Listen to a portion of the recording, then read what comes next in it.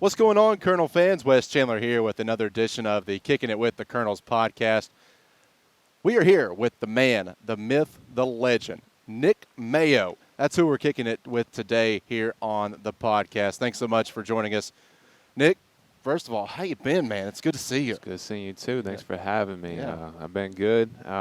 Always glad to be back here in Kentucky, be back here at Eastern. So, things are going good. It's great. What does it mean to come back to a place like this where you had so much success? What does that mean to you? It's cool. It's just, I formed a lot of relationships and connections, and just seeing everyone walking around campus, being in the gym, being on the court, a lot of memories, just driving around, a lot of memories. So, it's always special to come back. Well, you're one of the greats here in EKU history. Nick is the all-time leading scorer in program history with 2,316 points. He is sixth in EKU history with 834 rebounds. First team All-Ohio Valley Conference 4 times. Only one or two others have ever done that.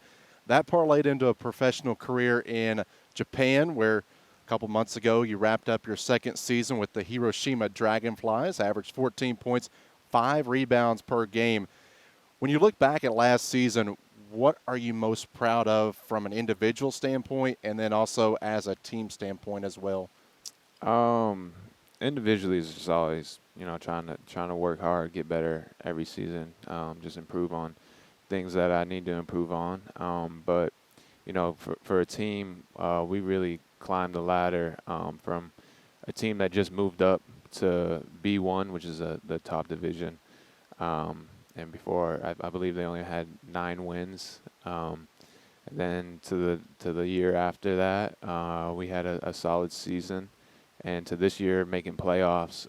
So the team is slowly, we've been getting better and better. So making playoffs this year. Sadly, we lost in the first round, but, we had a really good season. Now, your family has to be super dedicated to come up and watch your games. It's not like you're playing at 7 o'clock at night. Mm-hmm. Tell me about how your family watches you play. Man, my parents, they watch every game, even though I tell them, you don't have to, because we play Saturday, Sundays, sometimes Wednesday. And so it's their weekend. They got time to sleep in and whatnot. They're waking up at 2 in the morning, watching the games. They literally get up and watch every game on their computer. So it's crazy. They got a lot of love for me. I got a lot of love for them. They support me like no one else. So it's awesome to have that support. It's like mom and pops. It's okay if you miss one. I tell them that, and they're like, no, we got to watch it. Exactly. And even if they can't watch it, if it's like something's going on with the video, they'll just stay up and watch the stats or something. Oh my goodness. Just go to bed. That's dedication right there, no doubt. Yeah. What's been the biggest? I have a feeling I know what you're going to say, but what's been the biggest adjustment from moving from the college level to playing overseas in Japan? Yeah, it's just so many different things. Obviously, being away from home, living in a different lifestyle, adjusting to a different culture, and then a different game. Obviously, from college to any pro level, wherever you're at, just adjusting to the game, the different rules, the different play style, but just learning how to live overseas by yourself. Because I've been taken care of here, and then you go overseas, you're by yourself, trying to figure things out. But luckily, I was able to do that. I've been pretty blessed. Yeah. So from a basketball standpoint, what are some of the differences and rules from the college game that Americans would watch as opposed to what's going on overseas where you're playing in Japan? Yeah, so and it's pretty similar. We got the 24-shot clock, but I think one of the biggest and different things is when the ball is if someone shoots in, the ball's bouncing on the rim or whatever, you can just knock it off the rim. It's so live. No goaltending? No goaltending. Really? Unless you go into the hoop and Right, take it out. But if the ball's on the rim, adjusting, fair game. you can just knock it off. And so that took a while to get used to. Yeah. Because it was big on free throws. If the other team's shooting, you're on the low block, and it's as soon as they shoot, go up, and as soon as it hits the rim, try and just knock it out. Huh, that's wild. Yeah. So training is a critical part in any sport. What's the training schedule look like for you now? Like here during the Yeah, summertime, yeah. or yeah. So usually after the season, come home, relax for a little bit, trying to let my body recover, spend time with the fam, and then just slowly get back into it, weight training and working out on the court, which I do. So in Maine, I'll work out, and then I love coming here to work out with some of the guys that are playing here, get some good runs, and just try and stay in shape. Well, coming back here, you played on this very court right here behind us. That bring back some memories for you? Man, a lot of memories, a lot of good memories, man. It's always good to come back. What was the college experience like for you?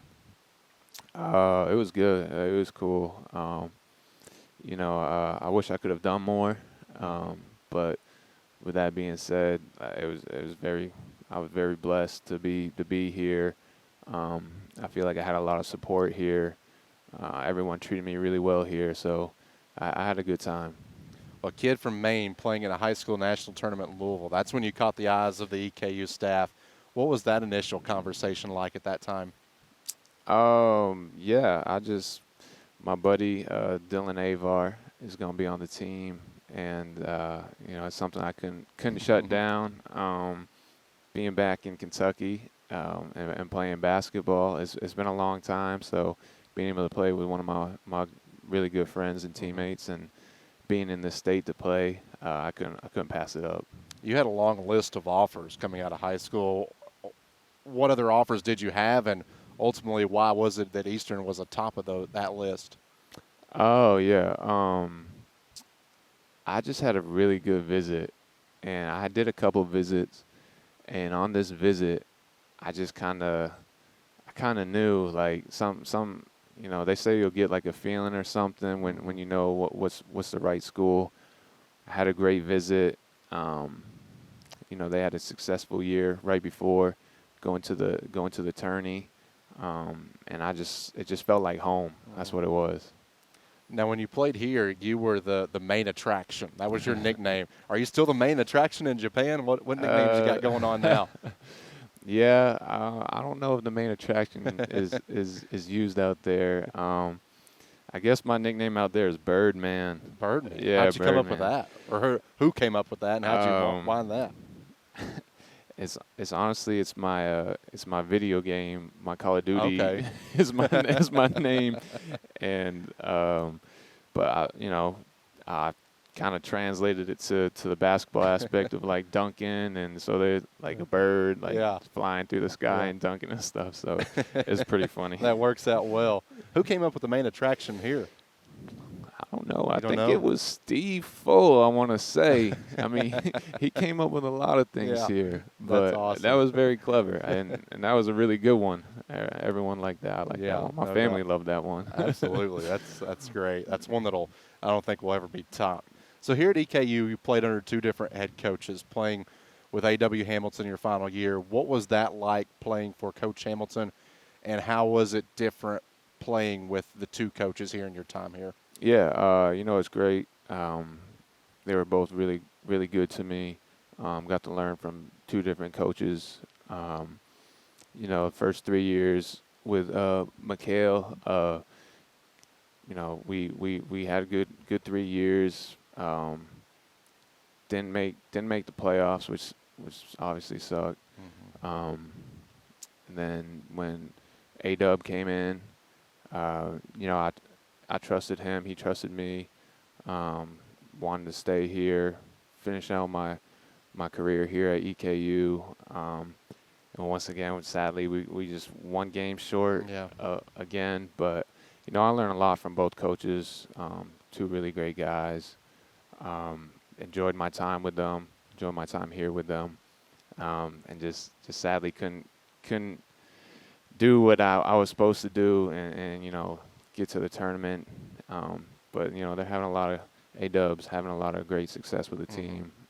They're doing really well, so I'm proud of both of them, happy for both of them. Be honest, did you ever think of leaving in between the transition? Yeah, it was a tough time, just figuring out what was going on, what I was going to do, what would be best for me, best for my family, just kind of seeing what I could do. But, the whole time, like a part of me always wanted to stay here and finish out here. And once I got to meet Coach Hamilton and the other staff coming in, once we formed a relationship early on, I was like, yeah, it's a smart decision to stay here, and we'll see what happens. Was that the moment when you knew, when meeting Coach Hamilton, was that the moment when you knew that I need to stay here, that this is where I need to be? Yeah, early on, I got good energy and good vibes from him, and we talked about how he wanted to use me, how the season, looking forward into the season, and then we had a couple workouts out here, and he really pushed me out here. We had some good workouts, and I was like, yeah, he's gonna help my game a lot. So it was pretty early on. I was like, yeah, I gotta stay here. We're visiting with former men's basketball player Nick Mayo here on the Kicking It with the Colonels podcast. So this season in Japan, the season in Japan is synchronous with the college basketball season. So how much, if any, are you able to keep up with what the current team is doing right now? Yeah, I'm always looking on EKU Hoops or on Twitter or something. It's tough to watch the games, but I'll be keeping up with the social media, seeing how they're doing that way. Yeah, that's awesome.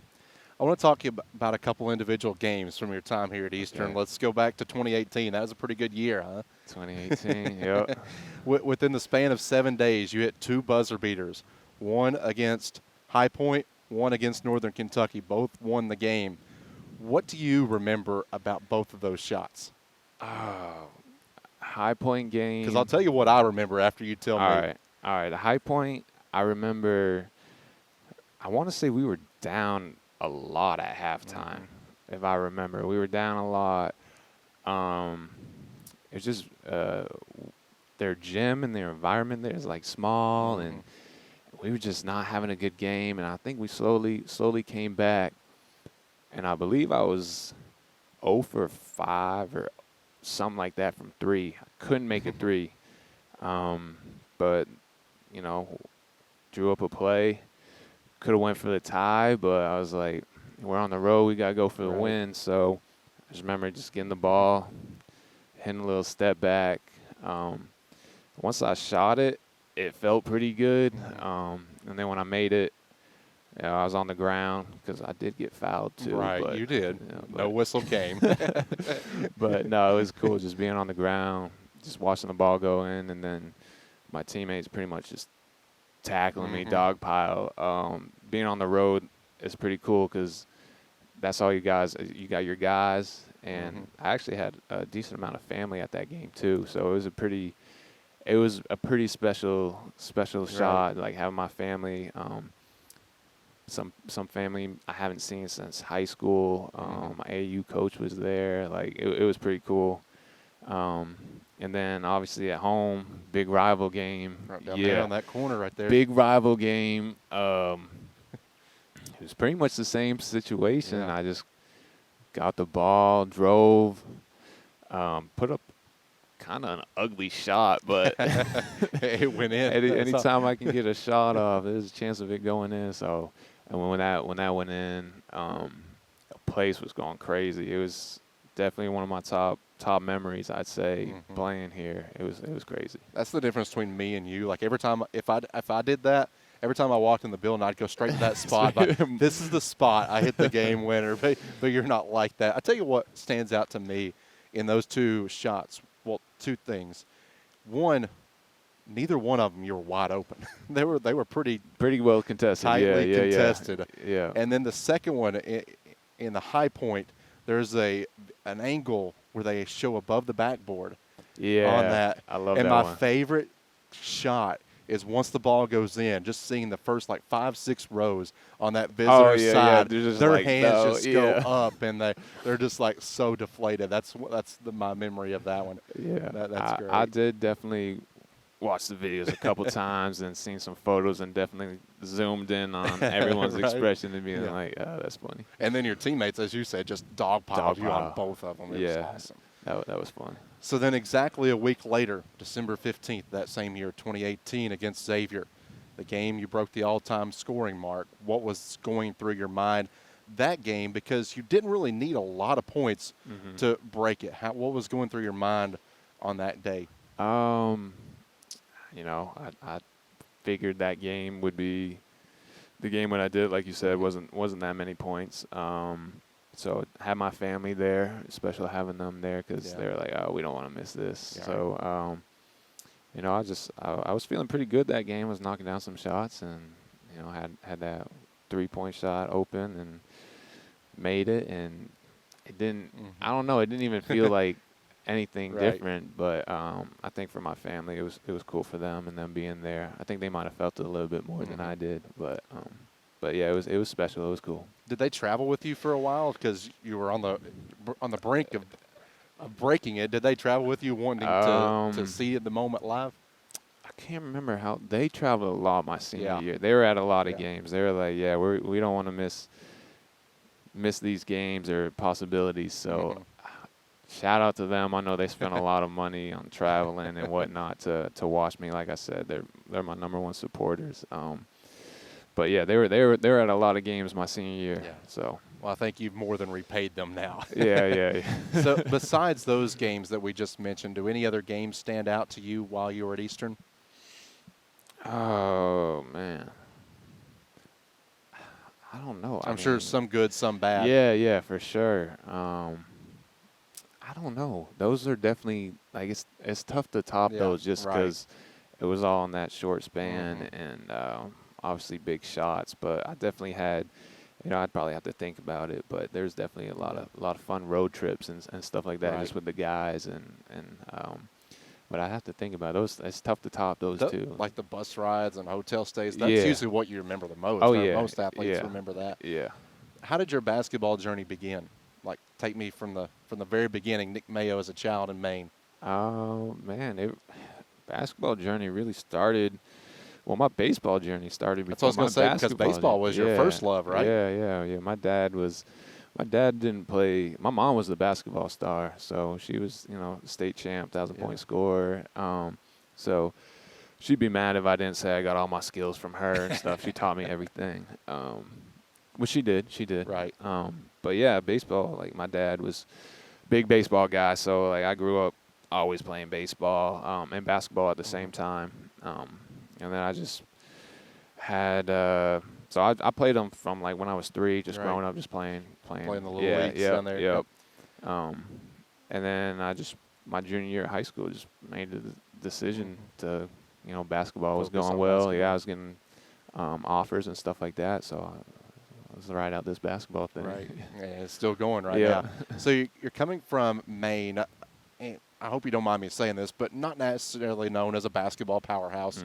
What does it mean to you? How much pride do you take in your day-to-day basketball career representing Maine and where you come from? Yeah, I mean, everywhere I go, I got to carry that Maine pride, that Maine on my back. Like that's where I'm from.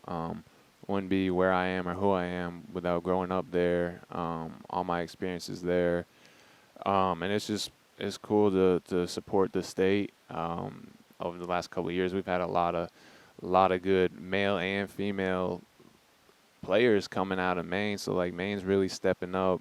We got this one kid, Cooper Flagg, who's going crazy.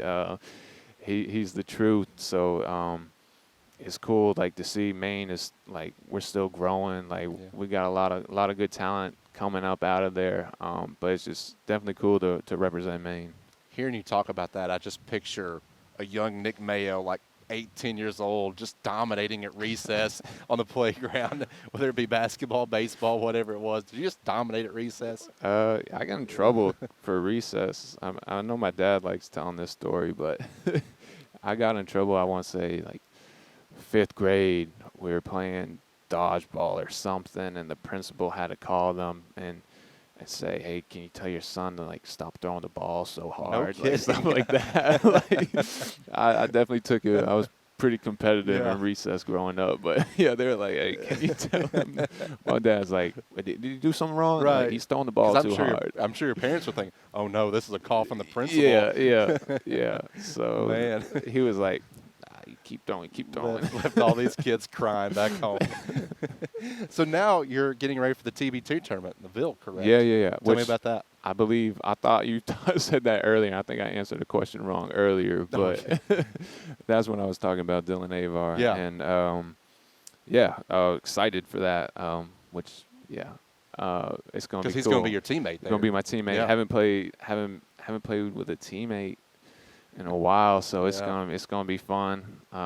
It's in Louisville, like I was saying. Yeah, I definitely answered the wrong question earlier, but being in Louisville, being in Kentucky, playing some basketball. Yeah, can't beat it, right? Can't beat it, man. Can't beat it. You excited about it? Very excited. It's always exciting to play basketball, especially in the States, competitive basketball, because I'm gone so long, and it's a good opportunity to just play basketball in the States. I got my fam coming down, so it should be a good time. Fantastic. Nick Mayo visiting with us here on the Kickin' It with the Colonels podcast. So, how long before the off season begins do you give yourself a break, just mentally, physically, before you start engaging in the next season's training and practicing and all that? Because I imagine that's important. Yeah. You don't want to be burned out and go 24/7. For sure. Yeah, definitely take some time. Just let my body, especially after that flight coming back from Japan. Oh God, yeah. It's a long days of travel. So definitely, get back to the time zone too. Get the jet lag out. Let my body recover, and slowly get back into it. Were there any players growing up when you were a kid in Maine that you admired and tried to model your game after? Growing up, I watched the Celtics a lot, and so I would just always watch Paul Pierce and Kevin Garnett, and those were my favorite players growing up. So I used to, like, growing up, I had that high over the head shot like KG. Yeah. But yeah, I would just watch a lot of Celtics. So try to model my game after them a little bit. Not a bad squad to watch during that time as well. So obviously it's working out quite well for you in the basketball industry, but was there ever a backup plan if this basketball thing didn't pan out? Yeah, if basketball didn't work out, I was going to try baseball. Right. Just go from one sport to another. But no, honestly, that's like a honest answer right there. I would have probably tried baseball because, like I said, it wasn't until my junior year of high school where I didn't know what I was going to do, and I could have done both. I almost thought about playing here too, but just it would have been a lot, and I hadn't picked up a baseball in a whole year, and I was like, ooh, it might be tough to get back. What position did you play in baseball? So I played first base, but pitcher as well. And I can just see you, big, tall guy on the mound. Yeah. So pitching, I love pitching. Being on that hill is fun. So it would have been cool to see if I could have tried in college, but I just never came around to it. I think I'm safe to say this, but I think you chose wisely. The basketball thing was working out quite well. Yeah. So you played in the summer league in the NBA with a couple of different teams. Are there still NBA aspirations, or does your contract not allow you to do that? Yeah, there's my contract right now, not right now in this very contract, but I can definitely put things in if I wanted to. If I wanted to, try again or go back into the summer league, kind of just obviously not in it right now. Summer league's going on right now, but we'll see. You never know what can happen or what could happen. So there's no shunning it down, or we'll see what happens. Yeah. So one of those teams you played with was the Miami Heat in the summer league. Yep. And you got a chance to play with a couple of guys that just played in the finals here not too long ago. What was that experience like? It was good. It was really cool. We had a really good summer league team. We were like one of the top ones. I think just learning from the coaching staff too. Everyone there, just getting used to the NBA game, speed, playing the summer league, playing with Hero, Duncan Robinson, that are guys that are still with them. Just learning from them, playing with them. It was a good time. Yeah, that's great. So what would be like your biggest piece of advice for a youngster that wants to try to get to where you're at right now, playing overseas or just playing professionally in general? What would be the biggest advice you would give to somebody who's trying to get to where you are right now? Um, always keep your options open. Like if you know, like with me playing, I didn't know I love sports. I played a bunch of sports, and if you want to go the sports route, you know, it might just be one moment where you're like, man, I want to play this sport instead of that sport. But it's about the work at the end of the day. Putting in the work, putting in the time, just grinding, and you know, for kids, especially at that age too, schoolwork, like make sure you're a good student, a good person, and it's just really about the grind. Once you put in the work, you know, the good things are gonna come. So you just gotta stay patient, work as hard as you can. There's gonna be bad days, there's gonna be good days, but you know, you just gotta push yourself and have fun with it. Do something you love. Yeah, always have to do the work, and especially at the college level, you're a student first before you're an athlete. Right. So you got to put together the schoolwork as well. Well, Nick, one of the things we do here on the podcast, we have a wheel here. Yep. I think you saw it here Yep. coming in. So we're going to get you to spin the wheel here. There's all sorts of good questions on there, and I know you was trying to recruit and scout what questions you wanted earlier. No, I'm a little nervous. So we got 3 spins here. Go ahead, and when you're ready, go ahead and give that thing a spin and see what we got here. Oh yeah. Favorite movie and TV Favorite show. movie. All right. So this Favorite one doesn't movie. seem too bad. No, this is light right here. We'll go. I have a feeling one of them's going to be hard, though. Which one? Or just one of your spins is going to be Oh hard. yeah, no, and that's I'm gonna be sitting here for 5 minutes really thinking. But favorite movie, I gotta go to Sandlot, Oh, just classic. because growing up it was my favorite movie, and I always dreamt Especially of being with baseball being your first love. Yeah.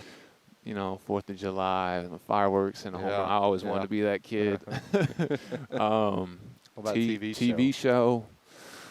Oh man, there's a lot of good TV shows. I keep watching. I like Rick and Morty. It's not, you know, it only comes out every 2 years, which is frustrating. But I like Rick and Morty. Or let's see. You want to know what's funny? I've been watching this TV show with my girlfriend called Love Island. We watch it all the time. So I gotta admit, it's funny to say that. Now, but is that one of your favorites, or is that just a plug? It's It's just on. It's just, I don't know. Like I wouldn't watch it if it wasn't for her. Right. But we watch it for hours and hours, and like we talk about it during the day and stuff. So I gotta say, it might be one of There my you go. favorites right now. I bet you didn't know that about Nick Mayo, did you? That's fantastic. All right, let's give it another spin there, Nick. Biggest fear. Biggest fear. Jeez, let's think about that one. What is my biggest fear? Mine's snakes, but nobody asked me. Snakes. Oh, that's a great. What is your favorite movie and TV No, show? I'm not the main attraction. You Well, are. I'm curious to know though. I want to see if Love Island's on there. Love Island is not one. No. My favorite TV show of all time is Friends. Friends. Friends Okay. is my number one. Yep. And then I'm not really a huge movie fan. Like, I don't have the attention span to sit and watch movies for like an hour and a half, 2 hours. Yeah. But if I have to choose, I would either say Dodgeball with Ben Dodgeball's a Stiller great movie. or one of the National Lampoon's vacation movies. Okay. So that'd be my Are pick. they? I think I saw some. They might be making another Dodgeball movie, right? Oh, that'd be I fantastic. think if so. they were. I thought I saw something. I'm on board. Yeah, Give me a no, ticket. Yeah, seriously. Yeah. Well, your biggest fear. Biggest fear. Ooh. I wish I could say snakes, but I'm not scared of snakes. What am man, probably This one's the tough one, this right? one is tough because Yeah. it's like There's a lot you can fear, choose, yeah. I would say Heights is another big one for me. I say getting stranded on the ocean, like Oh, getting yeah. lost at sea or Yeah. something like that, because And there ain't have no service. Yeah. there's no telling what's under the water Yeah. and what's out there. So What's alive, what's dead. yeah, Yeah. exactly. So I'm Man. gonna go That's a good one. stranded in the water. Thinking or outside the something. box. Yeah, I like yeah, it. yeah. All right, one more. All Let's right. wrap it up here. See what we got here. What we got? Go-to karaoke song. I heard you talking about this one earlier. But I never said what it was, did I? Yeah. No, you didn't. Go-to karaoke song. And you know whatever you dude. choose, you got to give us a little rendition. I know, that's what I'm trying to think. Do I know the lyrics of the song? I need it on the Right, TV. yeah. 'Cause, man, I don't know. Subtitles coming in handy. I need them too, Yeah. because I'll say it and then I need the subtitles. Go-to karaoke song is, I can't remember the last time I've done karaoke. That's Right. That's my problem right now. You're kind of busy hooping right now. Yeah, but karaoke's really big in Japan. Is it but really? It's really big. Wow. But I don't think I've been singing in them. I'm Uh-huh. that guy that just Right. like listening, Yeah. because I don't got the vocals. Right, So exactly. um, So when I think of that, I think back to my childhood. I was like, rock band, Guitar Hero. That Guitar was, Hero. yeah. yeah. That was what I was Um, doing. Dude, I don't even know what my go-to So karaoke many. song. Give me what's yours? Here, let me Oh, man. get my Putting me on the spot Yeah, now. that's what I'm saying. Uh, This wheel yeah. can get you. It can, man. There's a lot of, I would have to say My Girl. That's my girl. Girl, Yeah. Okay. Not bad. Partly because that's the only song that comes to mind Yeah. right now. That's what I'm saying. I got Yeah. no music. 5 minutes after we end this, we'll be like, oh yeah, this song. Yeah, we could be out here Yeah. singing. But I would say My Girl. My girl. Oh, And you do not want to hear me sing that. well, if you don't sing, then I don't sing. That's how we gotta do man. it, because I can't even think of a song. Right? About my girl. See, now, don't do that, because now you're gonna make me sing. You didn't think I would, did you? No. Go to karaoke. Let's just say, I don't even know, man, because I haven't done karaoke in about 29 years. My brain's just not functioning right You want- now. give it for a another song. spin. Let's Give it another spin. Yeah, we can't Let's end on spin- that one. Yeah. Let's go. Just the next one over. Favorite non-domestic animal. That's even easier, isn't it? Like Of all the ones we could hit here. like a moose. Okay. We can go moose, because Moose, that's our state animal. Yeah, so so those are big. Yeah, There you yeah. go. We'll go moose. Anything on a Maine connection, I like yeah, it. yeah. And we've been sitting here, and Maine's 207. I've been staring at this 207 sign. That's our area Yep, code, all of right. Maine. So I'm like, Yeah, we're there's a sitting in the perfect spot. lot of Maine going That's on great. here. Well, Nick, thanks so much for Yeah, doing this, appreciate man. it. I Yeah. appreciate it. Had a lot of fun, and it's great catching up with you. Best of luck Thank you. in Japan, overseas next year as well. And I know I speak on behalf of Colonel fans everywhere. We're super proud of you, and it's just a joy to follow your career. Thanks so much. Thank you. I appreciate it. Thanks All for having right. me. That is Nick Mayo, ladies and gentlemen. He has been kicking it with us here on the podcast. I want to thank you so much for listening to us or watching us, or however you have us tuned in, whether you're through EKUsports.com, YouTube, or Apple. I want to thank you so much for tuning us in as well. Have a great day, and thanks again for tuning us in. You have been kicking it with the Colonels.